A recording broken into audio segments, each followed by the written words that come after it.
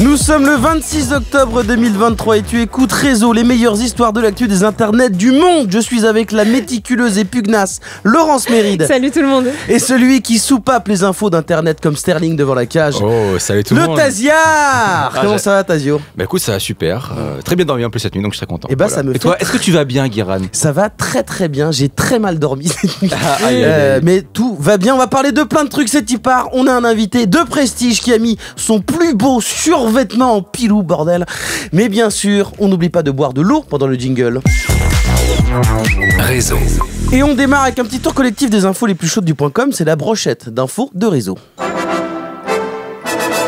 Laurence, tu as repéré une news inquiétante et spoiler, ouais, on va encore parler d'IA. Ouais, on va encore en parler parce que selon un nouveau rapport de l'Internet Watch Foundation, de plus en plus d'images pédopornographiques générées par intelligence artificielle traînent sur Internet et elles vont même finir par inonder le web. Comment en est-on arrivé là? Premièrement parce que les logiciels d'IA sont simples d'utilisation et qu'il existe des hommes quelque part qui veulent voir ces contenus. Des pédophiles utilisent l'intelligence artificielle pour créer ce qu'on appelle des deepfakes. Ils créent des vidéos de fausses agressions sexuelles sur des célébrités mineures, des idoles de K-pop par exemple, des scènes sadomaso aussi qui impliquent des adolescents ou des viols de bébés. Ces hommes sont même allés jusqu'à récupérer de véritables photos d'anciennes victimes mineures qui sont ensuite utilisées dans des scènes d'abus sexuels. Des images terribles, hyper réalistes et une situation alarmante qui aurait pu être anticipée. Ouais, parce que plus tôt dans l'année, cet assaut britannique connu pour lutter contre les contenus pédopornographiques en ligne avait déjà prévenu qu'il serait bientôt impossible de différencier les vraies images pédophiles de celles générées par l'IA. Elle estime que ces pires cauchemars sont devenus réalité. Avec l'intelligence artificielle, la justice elle est confrontée à une nouvelle forme de délinquance. En Espagne, la police a ouvert une enquête après que de fausses photos dénudées d'une vingtaine de jeunes filles de 11 à 17 ans ont tourné sur les réseaux pour avoir créé des images pornographiques à l'aide d'intelligence artificielle avec des mineurs dedans. Le mois dernier, en Corée du Sud, un homme a pour la première fois été condamné à une peine de prison. Il a pris 2 ans et demi. En ce qui me concerne, j'ai découvert ce matin que récemment, un TikToker créateur dans le monde du jeu vidéo, il faisait du contenu autour de Call of Duty, aurait mis fin à ses jours en plein live sur TikTok le 9 octobre. Évidemment, la communauté est choquée, mais ce qui ajoute au traumatisme, c'est qu'il n'y a eu pour le moment aucune com de la plateforme chinoise. Au contraire, l'appli a fait disparaître son compte purement et simplement. Je vais creuser un peu et tenter d'en savoir plus d'ici à la semaine prochaine. Et en attendant, tu as repéré une nouvelle créatrice américaine, Guiran, un profil qu'on n'a pas l'habitude de voir. My name is Aline Wilson. I was born in Asheville, North Carolina, and grew up in Waynesville. Ça, c'est Aline Wilson. Elle est née en Caroline du Nord, elle le dit, elle a 90 piges et elle se lance sur YouTube.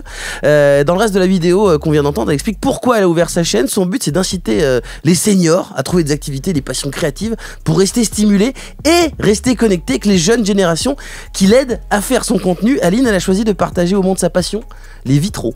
Les travaux manuels, et elle raconte des histoires aussi, comme cette vidéo, elle rappelle l'époque aux États-Unis où le sucre était rationné.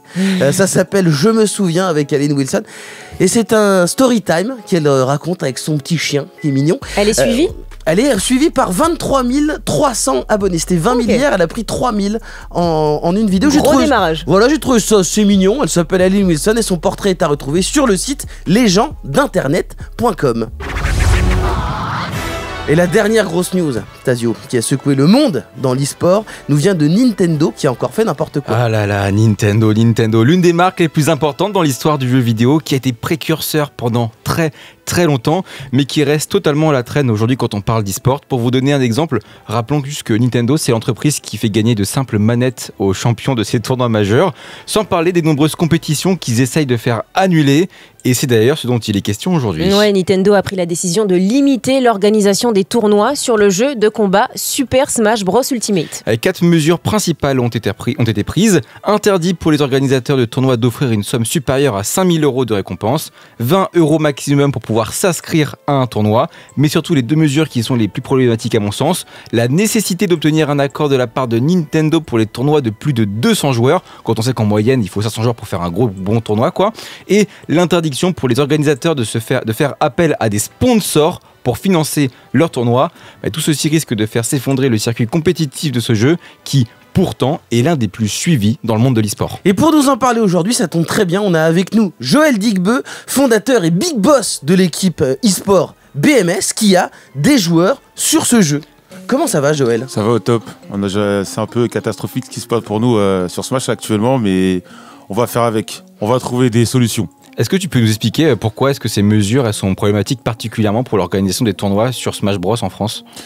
Tout simplement pour l'organisation des tournois, on est une communauté qui est de plus en plus grande et en fait on essaye de plus en plus de faire pérenniser entre guillemets ce business vulgairement dit. Parce que moi par exemple je tiens une équipe e-sport. Mais le but du jeu, c'est pas uniquement de gagner de l'argent, mais c'est très intéressant de pouvoir rentabiliser ce qu'on fait via des tournois.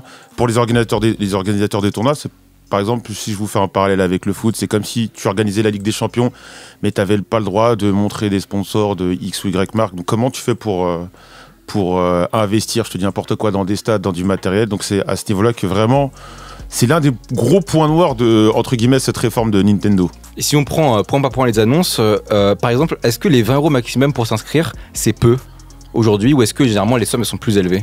Généralement, ça peut être beaucoup plus élevé, en fait ça dépend de la taille du tournoi, tu sais, par exemple un tournoi entre de 200 joueurs, 20 € ça peut le faire, mais sur un gros tournoi avec 1000 participants, 20 € ça peut être compliqué parce que dans les 20 € tu comprends le cash prize, tu sais, vous voyez les cash prize. Ouais, donc ce qu'on gagne à la fin, l'argent qu'on gagne à la fin. Le reward pour les vainqueurs, mais tu as aussi une partie qui va dans l'organisation du tournoi, et 20 € dans des très très gros tournois où tu dois louer la salle, tu dois louer une régie, tu dois prendre des casteurs parce que les parties il faut les commenter aussi, c'est très très peu et c'est sur ces points-là qu'on est un peu inquiet nous dans la communauté Smash. En plus c'est beaucoup des associations qui gèrent ces tournois-là. Donc, exactement, c'est souvent des associations, c'est amateur quand même parce que comme on l'a dit, sur Smash on n'est pas aidé par l'éditeur par rapport à d'autres jeux comme je te dis n'importe quoi, comme League of Legends qui a l'appui de Riot, qui met en place des circuits professionnels qui rémunèrent les joueurs. Là c'est beaucoup plus amateur, on s'auto-rémunère et là ils nous coupent un peu des mois de se rémunérer avec les billetteries, les sponsoring et même les droits de diffusion qui peuvent être problématiques à l'avenir. Et on parle aussi, du coup, tu as parlé du cash prize qui est aujourd'hui limité à 5 000 €. Est-ce que c'est une problématique aujourd'hui pour l'attractivité de la scène? Est-ce que du coup, il y a des joueurs qui vont potentiellement se détourner de Smash Bros à cause de ça? Plus ou moins, parce que malgré tout, Smash, si tu compares, je compare beaucoup par rapport à League of Legends parce que c'est vraiment l'élite en termes d'e-sport. La différence, c'est qu'il y a énormément de joueurs qui sont quand même amateurs. Il y a très très peu de joueurs qui sont à temps plein sur Smash Bros. Donc, à ce niveau-là, c'est pas si dramatique que ça. Le seul problème, c'est un peu pour le prestige des tournois, parce que même si les joueurs jouent pour la reconnaissance, pour la victoire, c'est très intéressant pour avoir un tournoi très attractif de pouvoir mettre un cash prize, par exemple, je dis n'importe quoi.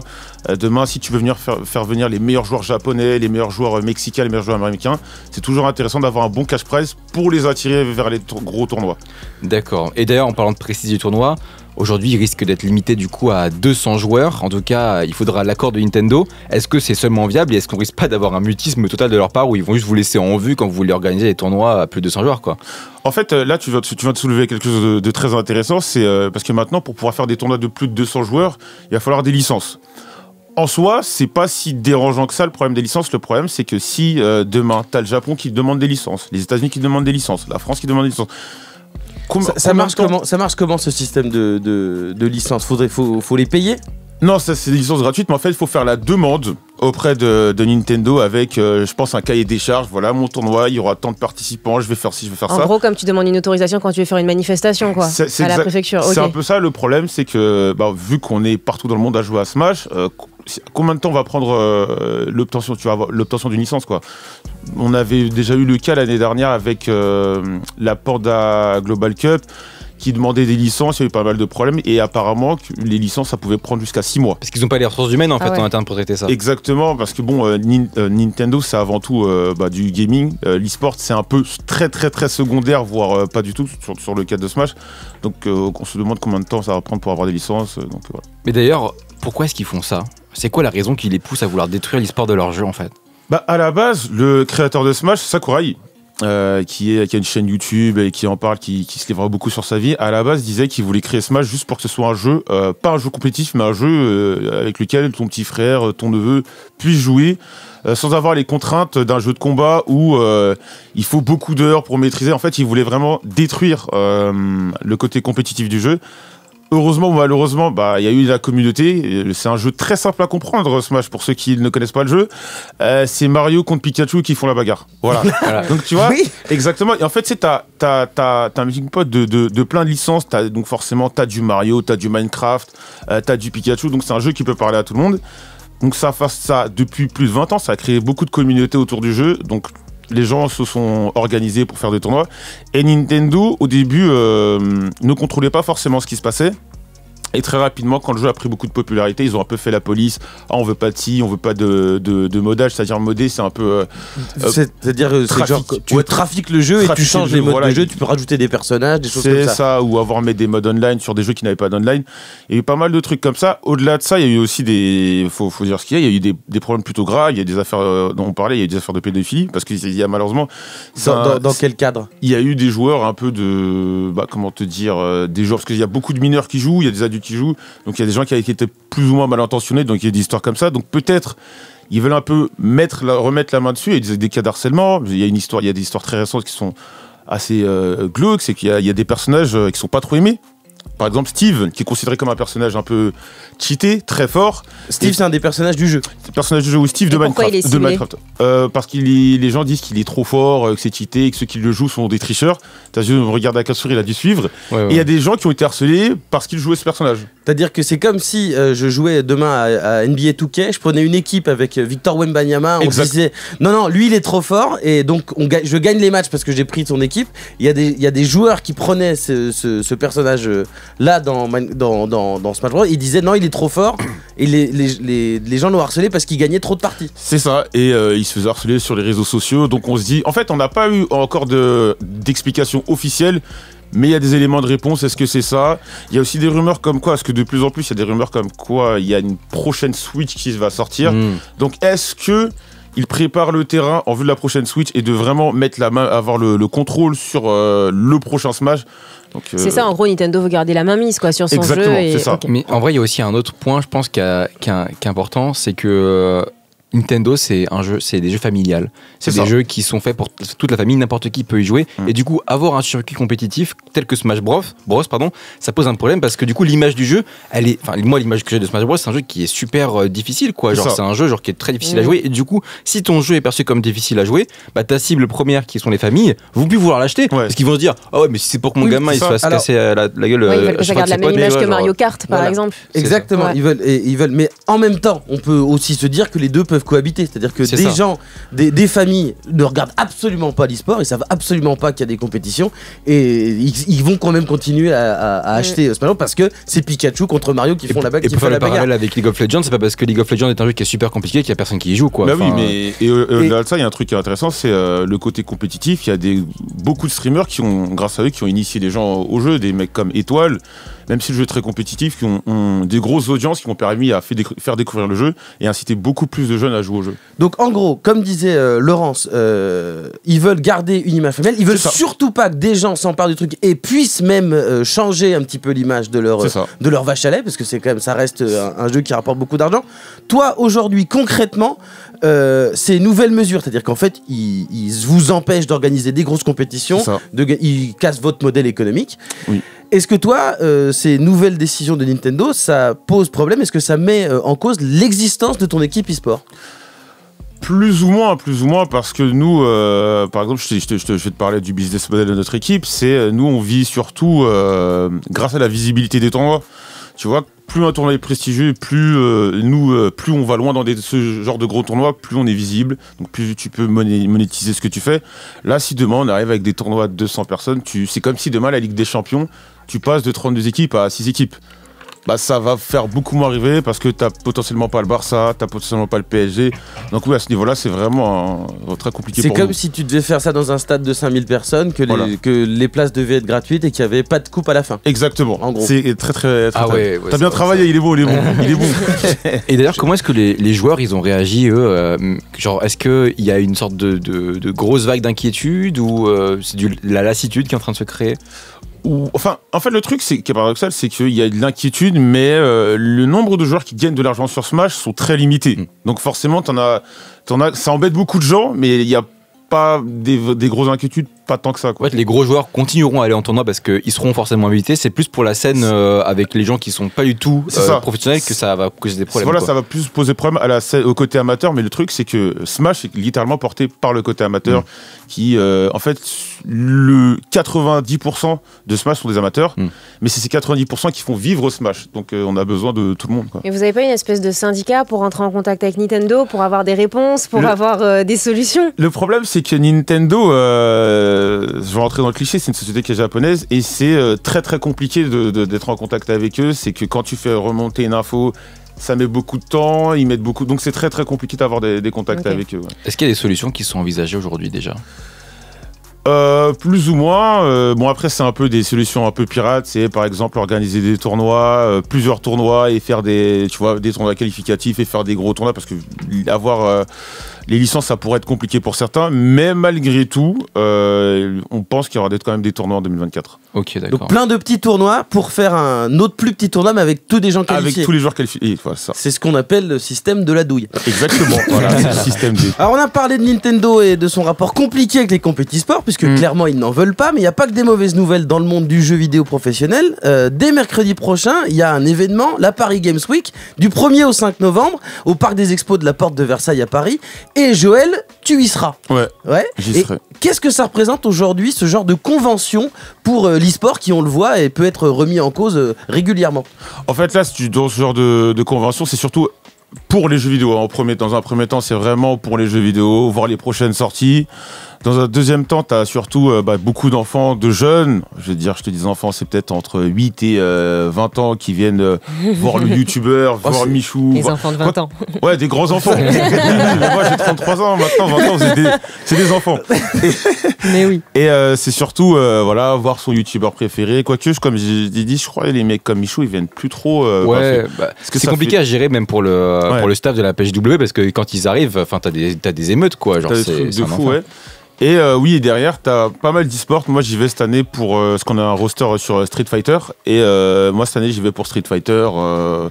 Voir un peu, c'est pas nous, enfin du point de vue professionnel, nous c'est intéressant, c'est pour on peut parler avec les éditeurs, prendre la température sur la saison, qu'est-ce qu'ils projettent de faire sur les compétitions, donc c'est très intéressant à ce niveau-là. Donc en fait, il y a le spectacle, on vient rencontrer, il y a les matchs d'e-sport, mais en coulisses, il y a le business. Il y a du business. En coulisses, ça négocie. Ouais. Exactement, t'as les soirées pro, t'as les trucs, donc voilà. Et d'ailleurs, la PHW, ça a toujours été un peu considéré comme la mal-aimée des grandes conférences, des grandes conventions sur le monde du gaming, parce que c'est jamais trop là-bas que tu fais tes grandes annonces, en fait. Genre, c'est juste un beau salon avec plein de choses et plein d'éditeurs.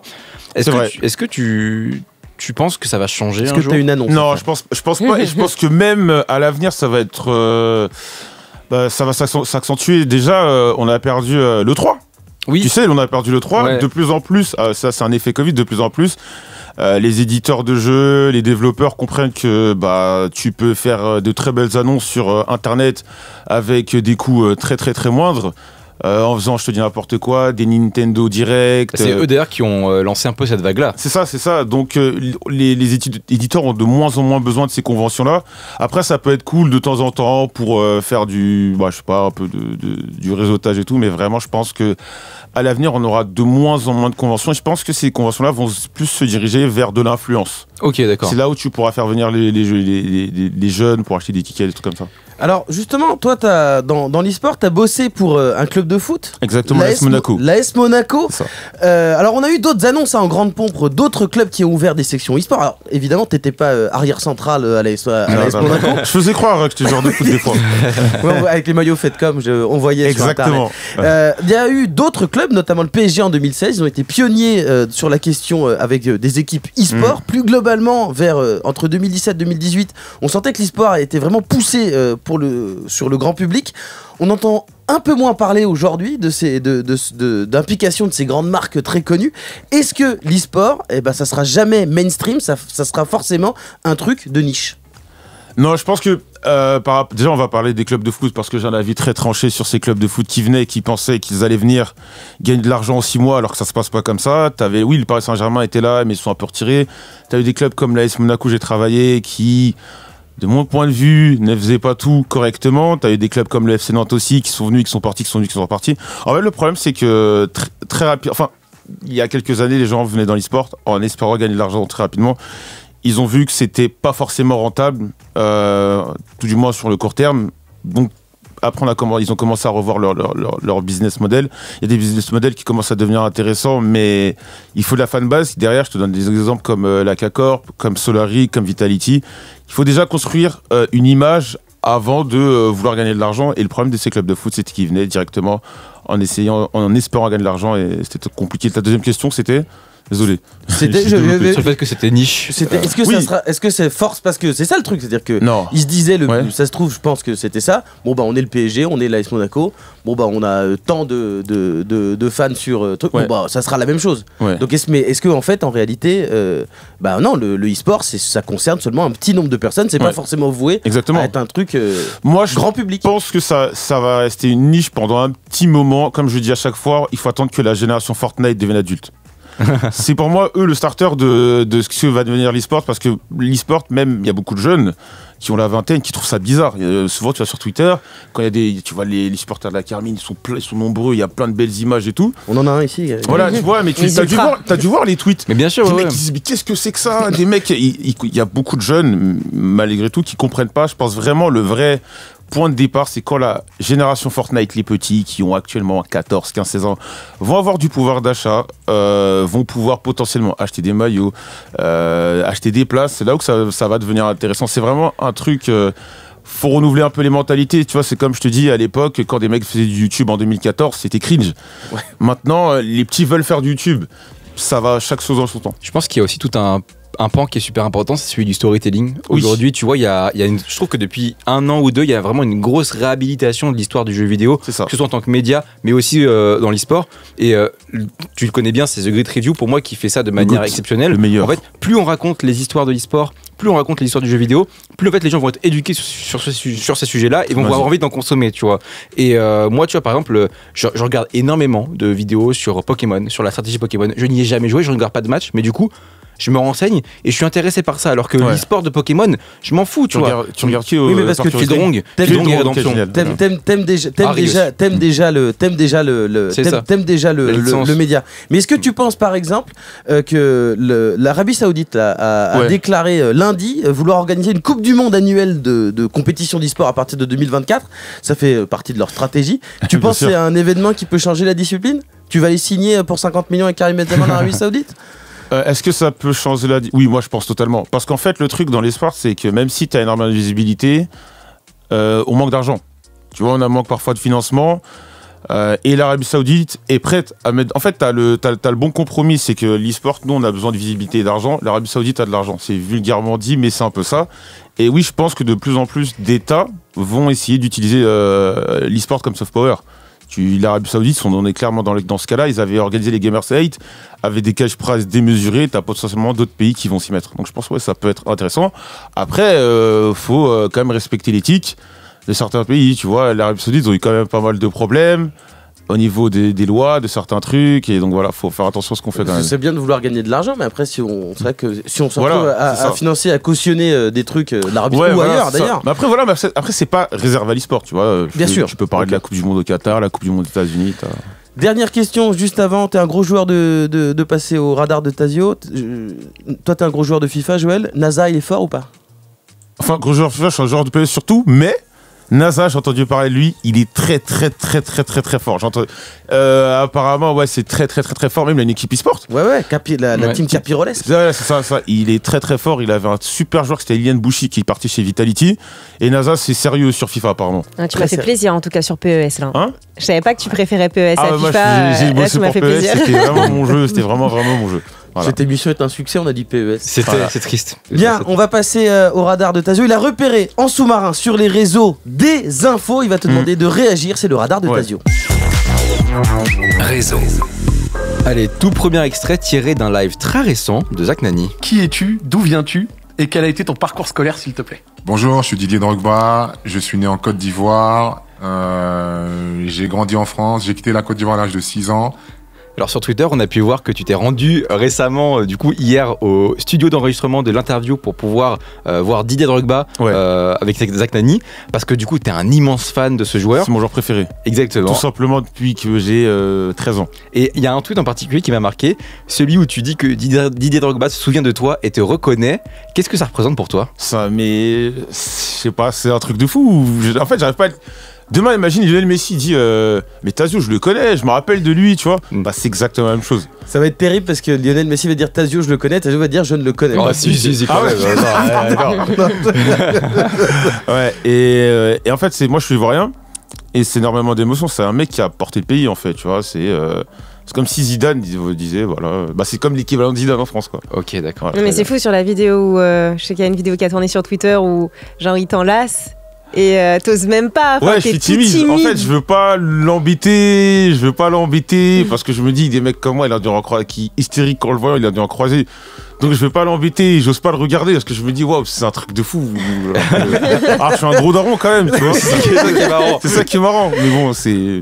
Mais là, t'étais d'enfant de 30 ans, t'es devenu enfant de 8 ans. Ouais, voilà, je suis retourné à l'enfance quand je devais mettre des buts en Europa League contre Liverpool, Inter Milan, j'ai repensé à tout ça, ouais. Ça me fait parce que quand je vois ton regard, quand t'en parles, vraiment, j'ai l'impression d'un coup, tu redeviens timide alors qu'il est même pas là. Tu vois. Ouais, il est intimidant. Il est intimidant. Alors, second extrait, très court, celui-ci. Bon, vous voulez se voir? Je vais arrêter là. Ce qu'on vient d'entendre, c'est le moment où le youtubeur Alan Food Challenge annonce en live qu'il n'arrivera pas à finir de manger son tacos, alors qu'il prétendait jusqu'alors pouvoir manger 5 d'affilée. Toi, tu as beaucoup suivi cette affaire, t'en as même fait un live react. Ouais. Qu'est-ce que tu retiens de tout ça? Et surtout, est-ce que la carrière d'Alan est finito? Alors moi, en tant que grand mangeur de tacos, parce que les gens le savent sur internet, je suis un très très gros mangeur de tacos et de fast-food. Quand il a commencé à balancer, ouais, moi j'en mange 2 patates, moi je lui dis c'est pas vrai. J'ai dit au mec c'est impossible qu'il le mange et tout. Je regardais un peu ses vidéos à Alan Food. Je me disais c'était impossible qu'il puisse le faire et tout. Et j'ai vu quand on a fait les streams, tout ça et tout. Bah, je voyais au fil du stream que ça commençait à être compliqué pour lui. Sur Twitter, tu voyais que ça commençait à le critiquer. Il mettait les bouchées devenaient de plus en plus petites.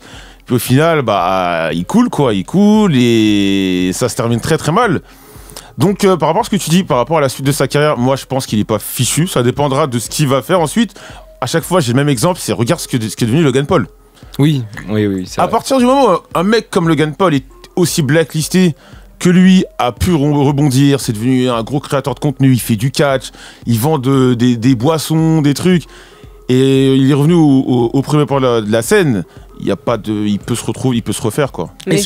Pardon. Non, vas-y. Est-ce que le truc, ça serait pas de le signer dans la team BMS et de faire des compétitions de manger avec Alan Food Challenge, team BMS? Ils vont perdre du coup. Ouais, le problème, vu ses performances, je pense que même moi je suis meilleur que lui pour manger des tacos. Donc, mais il faut quand même dire, Joël Postbad, que les tacos et les fast-food, c'est pas le meilleur régime alimentaire pour un sportif de haut niveau. En e-sport, je veux dire, même en e-sport, tu vois. Ouais, non, c'est pas le meilleur. Ouais, c'est pas le meilleur, c'est vrai. Mais c'est bon, malheureusement, c'est très très bon. Et puis toi, t'es pas joueur en plus, donc. Moi, je suis pas joueur en plus. Donc non, mais je dis ça pour ceux qui nous écoutent. Voilà. Attention. Ouais. Bon, voilà. Et cette émission, j'ai envie que cette émission s'arrête sur ce conseil. Il est déjà très tard. Et d'ailleurs, je tiens à dire, bon, pour la défense de Joël, il mange des tacos, mais il l'a dit pendant son react sur Alan, il n'arrive pas à finir le taco. Toi, tu prends pas plus que le L. Ouais, L, j'ai vraiment du mal à le finir le L.